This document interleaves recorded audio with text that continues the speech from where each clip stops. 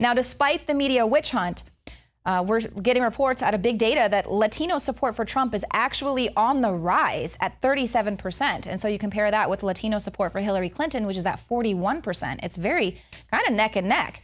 And now MSNBC, they had the editor-in-chief of Esquire magazine on the show, and they were pretty shocked to find out that border residents wanted a wall.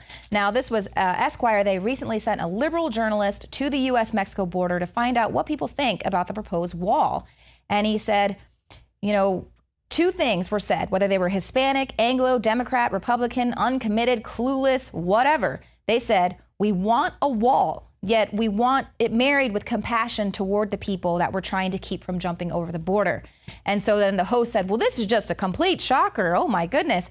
Most of those Hispanics are first generation and see it as unfair.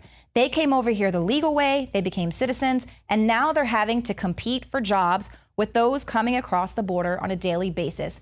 Have we not been saying this all along? So even with all of the race baiting by the mainstream media, by the presidential candidates themselves, you see that the people are intelligent enough to see through all of that and see what's really happening there, that they can still see the truth and that this is a big deal. Why is it racist now, though? Because you know what? Hillary Clinton actually called for border walls and deportation in 2006.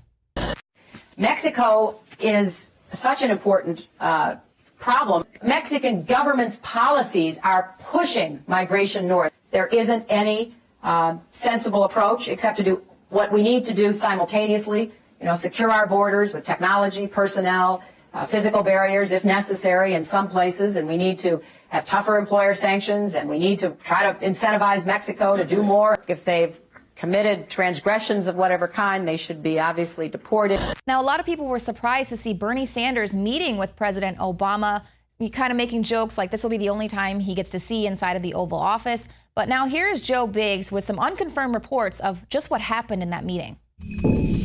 Joe Biggs here with Infowars.com. Now, we know that Bernie Sanders actually flew to D.C. and met with President Barack Obama. And now I have a source on the inside of Bernie Sanders' campaign who just sent me this message. It says it's confirmed that Bernie was offered VP from President Obama and turned it down because he wants Debbie Wasserman fired. Obama wouldn't do it, so Bernie is going to continue his campaign. He's very upset about the DNC turning on him, and that is basically the information we have right now. So that's pretty big. And if you don't know who Debbie Wasserman is, she is basically the head of the DNC. So this is something that's happening now. We're going to keep an eye on it. Like I said, this is a source that I know that relayed this information to me. And as we get updates, we'll bring them to you. So stay tuned to Infowars.com. Make sure you go to the Alex Jones channel on YouTube and our Infowars social media accounts on Facebook and Twitter. This has been Joe Biggs with Infowars.com.